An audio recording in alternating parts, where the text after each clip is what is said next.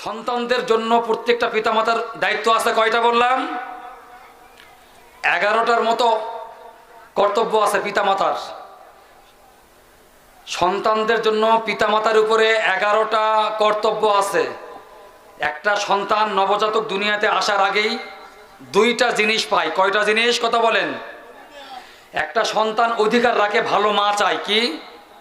আমাকে ভালো মা দাও, আমি ভালো বংশ দিব, ভালো সমাজ দিব। কি দিব? আমার আম্মা জানেরা, ও আমার মা বোনেরা, আপনারা হলেন এই সমাজের, একটা পরিবারের সব কিছু। Also run the family, all the work at home, cooking, cleaning, washing, husking, taking care of the children, everything. আমার মা বোনদের উদ্দেশ্যে বলি, মা, একটা সন্তান বলে আমাকে একটা ভালো মা দাও, আমি একটা ভালো জাতি দিব উপহার। এই জন্য সন্তান দুনিয়াতে আসার আগে 2টা জিনিস পায়। কয়টা জিনিস? 1 নাম্বার হলো বুখারী শরীফের 590 নম্বর হাদিস। আল্লাহ রসুল বলেন, কে বলেন? আল্লাহর পয়গম্বর বলেন। কারণ পয়গম্বরের কথা কখনো মিথ্যা হয় না রে বাবা। কারণ পয়গম্বর সম্পর্কে একজন ইহুদি লেখক, ব্রিটেন লেখক, এনসাইক্লোপিডিয়া তার বইয়ের মধ্যে লিখে গিয়েছেন, he is the most of successful of all prophets and religious personalities Mohammad. এই পৃথিবীর মধ্যে সবচেয়ে বড় ধর্মীয় গুরু, সফল ব্যক্তিত্ব, মহান গুরু একজন, নাম তার মোহাম্মদ। বলেন না সাল্লাল্লাহু আলাইহি সাল্লাম? আরো জোরে বলেন সাল্লাল্লাহু আলাইহি সাল্লাম। হচ্ছে না? একটু জোরে বলেন তো সাল্লাল্লাহু আলাইহি ওয়াসাল্লাম। এটা মুসলমান। সাল্লাল্লাহর ফজিলত তো বুঝতেছেন না রে বাবা। যেই দিন চোখটা বন্ধ হয়ে যাবে সেই দিন বুঝবেন সাল্লাল্লাহর কি দাম। হাসরের ময়দানে আল্লাহ রাব্বুল আলামিন যখন বিচার করবেন, ফামাইয়া আমাল মিসকাল যাররাতিন খায়রান ইয়ারা ওয়া মাইয়া আমাল মিসকাল যাররাতিন শাররান ইয়ারা। ফয়সালা হবে 2টা, ওয়াসিকাল্লাযীনা কাফারু ইলা জাহান্নামা যুমারা ওয়াসিকাল্লাযীনা তাকাউ ইলাল জান্নাতি যুমারা। ফয়সালা হয়ে গিয়েছে, নেকির পাল্লা হালকা হয়েছে, খারাপের পাল্লা, বদ আমলের পাল্লা ভারী হয়েছে বেশি। আল্লাহ রাব্বুল আলামিন ফয়সালাও দিয়ে দিয়েছেন। জাহান্নামের ফেরেশতারা পিটাইতে পিটাইতে নিয়ে যাচ্ছে জাহান্নামের দিকে। আল্লাহ রসুল মাঝখানে দাঁড়িয়ে গেল। আল্লাহ রসুল দাঁড়িয়ে বলতেছেন, ও ফেরেশতারা, দাঁড়াও দাঁড়াও দাঁড়াও দাঁড়াও, কোথায় যাচ্ছ? আমার উম্মতকে নিয়ে কোথায় যাচ্ছ? কই ইয়া রাসূলুল্লাহ, আল্লাহ ফয়সালা দিয়ে দিয়েছে, ওনার নেকির পাল্লাটা হালকা হয়ে গেছে, বদির পাল্লা, খারাপের আমলটা ভারী হয়ে গেছে, এই জন্য জাহান্নামে যাচ্ছি।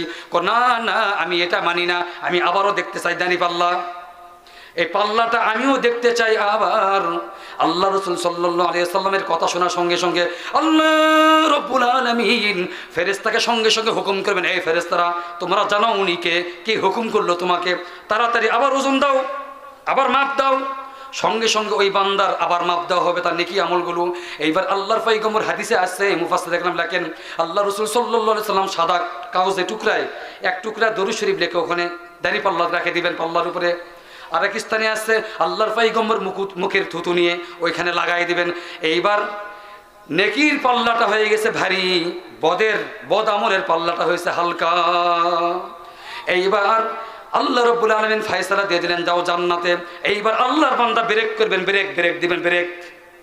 আমি জান্নাতে যাব না। কে বলবে? বান্দা বলবে আমি জান্নাতে যাব না, কারণ এই লোকটাকে আমি তো চিনি না। যে লোকটা আমার এত বড় উপকার করলো, যার কাছে আমি কিছুই চাইলাম না, সে আমার এত বড় উপকার করলো, কে এই ব্যক্তি? এইবার পয়গম্বর আরবি সাল্লাল্লাহু আলাইহি সাল্লাম বললেন, এ উম্মত, তুমি কি আমাকে চেনো নাই?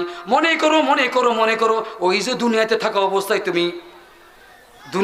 অবস্থায় ছোট মানিক মসজিদের মাহফিলে তুমি 500 টাকা 1000 টাকা দান করেছিলে মসজিদে। আমি আজকে সেই রসুল যে মসজিদে অনেক আল্লাহর বান্দারা দরুদ শরীফ পাঠ করেছিল, আমি মদিনায় শুয়ে থাকি, সেই দরুদ শরীফ তোমার পেয়েছিলাম। তুমি কারেন্টের বিল দিতে গেছো, দেরি হয়েছে, দরুদ শরীফ পাঠ করেছো। বাজারে গেছো, দরুদ শরীফ পাঠ করেছো। কোনো বেকার সময় তুমি কাটাওনি। তোমার দরুদ শরীফটা একদল ফেরেশতা, হযরত আম্মার বিন ইয়াসির রাদিয়াল্লাহু তাআলা আনহু থেকে রওয়ায়াত, একদল ফেরেশতা আল্লাহ তাআলা জমিনে রাখছেন। যখন কেউ দরুদ শরীফ পড়ে আল্লাহ রাসূলের উপর বেশি বেশি, এই দরুদ শরীফটা আল্লাহ রাব্বুল আলামিনের ফেরেশতা রওজা শরীফে মদিনাতে আল্লাহ রসুলের কাছে পৌঁছায় দিয়েছে। এইবার আল্লাহর পয়গম্বর বলতেছেন, উম্মত, এই দরুদ শরীফটা আজকে তোমার পক্ষে আমি কাজে লাগাই দিলাম, তুমি চলে যাও বেহেশতে। বলো না সুবহানাল্লাহ। ফায়সালা দিয়ে দিয়েছেন জাহান্নামে যাওয়ার জন্য। 2 ব্যক্তি যাচ্ছে, 3 ব্যক্তি যাচ্ছে। হঠাৎ করে এক ব্যক্তি পিছন দিকে তাকাইছে আল্লাহ তাআলার দিকে, আল্লাহ তাআলার দিকে তাকাইছে এইভাবে, কারণ জাহান্নামে যাচ্ছে। ওয়াসিকাল্লাযীনা কাফারু ইলা জাহান্নামা যুমারা। হঠাৎ করে ফায়সালা তো দিয়ে দিয়েছেন আল্লাহ তাআলা। ওই ব্যক্তি তাকাইছে আল্লাহ তাআলার দিকে, পিছন দিক তাকাইছে। অনেক সময় আমরা তাকাই কিনা? মুসলমান কথা বলেন, এই যে আপনার ছোট মানিক 5 বিবি যাওয়ার সময় অনেক সময় আমরা পিছন দিক তাকাই কিনা? যাতে যাতে রাস্তায় ওই ব্যক্তিটা পিছন দিকে তাকাইছে। আল্লাহ বলে, এই বান্দা এদিক আসো, এদিক আসো, এদিক আসো। তুমি কেন তাকাইলে রে বান্দা, কেন তাকাইলা তুমি? এই বান্দা এইবার বান্দা আল্লাহকে বলতেছেন, হে আল্লাহ, দুনিয়াতে আমি শুনেছিলাম আপনি রহমান, আপনি রহিম, আপনি কারিম। আপনি তো ফায়সালা দিয়ে দিয়েছেন জাহান্নামে যাওয়ার জন্য। আপনি মেহেরবানি করে যদি ফায়সালা আবারও দিয়ে দিতেন জান্নাতে, তাহলে তো কারো কোনো অধিকার নাই আপনাকে ঠেকানোর, কারো কাছে আপনাকে জবাবদিহিতা করতে হবে না। যেহেতু আপনি রহমান, আপনি রহিম, আমি শুনেছিলাম আমি দুনিয়াতে। আল্লাহ তাআলা বলতেছেন, তাই তাই তাই, হ্যাঁ, এই ফেরেশতারা ছেড়ে দাও, যাও তুমি জান্নাতে চলে যাও। বলেন আল্লাহু আকবার। আমার মা ও বোনেরা, নেককার হওয়ার জন্য 4টি শর্ত রে বাবা। আর পুরুষ, আমার 1 নম্বর যে কথা বলতেছিলাম, ভালো মা চাই। আমি 5 মিনিটে শেষ করে দিচ্ছি। আর ভালো মা চাই একটা শিশু, 2টা অধিকার জন্মের আগে। 1 নাম্বার, ভালো মা চাই। ভালো মা হতে হলে, ভালো মা নিতে হলে আল্লাহ রসুল বলেছেন 4টা জিনিস থেকে বিয়ে করো। কয়টা? বুখারী শরীফের 590 নম্বর হাদিস, 5090 নম্বর হাদিস। হাদিসটি হচ্ছে, লিমালিহা ওলি জামালিহা ওলি হাসাবিহা ওলি দীনিহা। যদি কিছুই না থাকে, একটা মেয়ের বংশ থেকে বিয়ে করো, সৌন্দর্য থেকে বিয়ে করো, সম্পদ থেকে বিয়ে করো, দিনদারি দেখে বিয়ে করো। কিছুই নাই কিন্তু মেয়েটার মধ্যে দিনদারি আছে, দিনদারি দেখে বিয়ে করো। কে বলেছেন এটা? আল্লাহ রসুল। মুসলিম শরীফের 3535 নম্বর হাদিস, আল্লাহ রসুল বলেন, আর দুনিয়া মাতাউন, আর দুনিয়া কুল্লুহা মাতাউন, খায়রু মাতাউদ দুনিয়া ইমরাআতুস সালিহা। আল্লাহর পয়গম্বর বলেন, দুনিয়ার মধ্যে যা কিছু আছে তার থেকে উত্তম হলো একজন নেককার মহিলা। কি?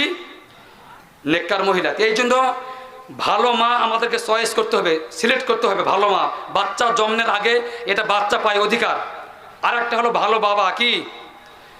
এ যুবক ভাই, ও যুবক ভাই, যারা এখনো বিয়ে করেন রে বাবা, যারা বিয়ে করবেন, ভালো বাবা চাই। ভালো বাবা কে চাই? ওই সন্তানটা অধিকার। যখন আপনি বিয়ে করলা শেষ, বিয়ে করলেন 4টা গুণ দেখে। কয়টা গুণ? বিয়ে করা শেষ। বলেন তো, জীবনে প্রথম রাত কোনটা? এক কথা বলেন, জোরে বলেন, আমি শেষ করে দিচ্ছি। আমি এখন দোয়া করে দিব। এই জীবনে প্রথম রাত কোনটা? এই বাসর রাতে যদি কোনো বান্দা 4টা আমল করতে পারে। কয়টা আমল? 1 নাম্বার আমল হচ্ছে,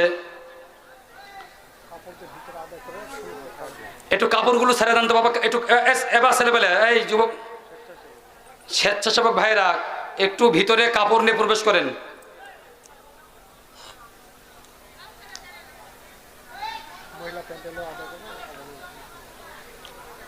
কাপড় নিয়ে ভিতরে প্রবেশ করেন। আমার মা ও বোনেরা, আপনাদের জন্য নেককার হওয়ার জন্য 4টি গুণ লাগে। একটা নেককার মহিলা মা বোনদের জন্য বলছি। 1 নাম্বার, আপনি বোরকা পরেন ঠিকই আছে, হাত মোজা, পা মোজা, বোরকা পরতেছেন, এটার নাম দিনদারি না। শুধু এটা করলেই দিনদারি হলো না, আপনি নামাজও আদায় করেন। কিন্তু স্বামীর সঙ্গে যদি কোনো মহিলা খারাপ ব্যবহার করে, আপনার দিনদারি হওয়ার জন্য একটা মহিলার প্রথম নম্বর হচ্ছে, আপনাকে স্বামীকে আনন্দ দিতে হবে। কি দিতে হবে? স্বামীকে আনন্দ দিতে হবে।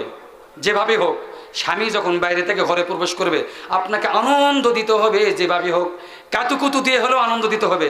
যদি স্বামীকে হাসাইতে পারেন, স্বামী যদি আনন্দ পায়, এই আনন্দটা দেওয়ার জন্য যদি আপনার দাঁত, যে কয়টা দাঁত বাইর হবে, আমার মা বোনদের উদ্দেশ্যে বলতেছি, ওই কয়টা দাঁতের সওয়াব, প্রতিটা দাঁতের বিনিময়ে আল্লাহ তাআলা করে, আল্লাহ আপনাকে একটা করে সওয়াব দান করবেন। তিরমিজি শরীফের হাদিস, 6টা দাঁতের কথা আসছে। কয়টা দাঁত? তাই বলে কোনো মা বোন যদি 32টা দাঁত বার করে হাসে তাহলে কিন্তু হবে না। কয়টা দাঁত? কয়টা? 6টা দাঁত। স্বামীকে খুশি দেওয়ার জন্য, খুশি করার জন্য, আনন্দ দেওয়ার জন্য যদি আপনাকে হাসতে হয় 6টা দাঁত বার করে, প্রত্যেকটা দাঁতের বিনিময়ে আল্লাহ তাআলা একটা নফল হজের সওয়াব দান করবেন। দ্বিতীয় নাম্বার হচ্ছে, মা বোনদের উদ্দেশ্যে বলি, নেককার মহিলার গুণ আর একটা হচ্ছে, স্বামীর উইদাউট পারমিশনে ঘর থেকে বাইরে হওয়া যাবে না। স্বামীর পারমিশন ছাড়া কোথাও বের হতে পারবেন না। এমনকি যদি কেউ মারা যায় তাও নয়। কথা বুঝাতে পারলাম? কারণ যেই দিন কবুল করছেন ওই দিন থেকে আপনি ওই লোকটার হয়ে গেছেন। কয়টা গেল? কয়টা? নেককার মহিলার গুণ 4টা, মা বোনদের বলতেছি। 2 নাম্বার। 3 নাম্বার, স্বামী যেটা চাচ্ছে ওটা আপনার করতে হবে। আপনার কষ্ট হয় হোক, আপনাকে মেনে নিতে হবে। স্বামী চাচ্ছে মা বাবা ভাই বোন সবাইকে নিয়ে একসঙ্গে খাওয়ার জন্য, কিন্তু আপনি চাচ্ছেন না, আপনি আলাদা হয়ে খাবার চাচ্ছেন। এটা কি আপনাদের এলাকায় আছে? কথা বলেন, জোরে বলেন। স্বামী চাচ্ছে আমি আমার বাবা মা ভাই বোন সবাইকে নিয়ে এক পরিবারে থাকবো, খাবো, কিন্তু আপনি চাচ্ছেন না। না, এটা আপনার দিনদারি নয়। তো আপনার দিনদারি কিন্তু এটা না। স্বামী যেটা চাচ্ছে ওটা আপনাকে মেনে নিতে হবে। হতে পারে আপনার কষ্ট।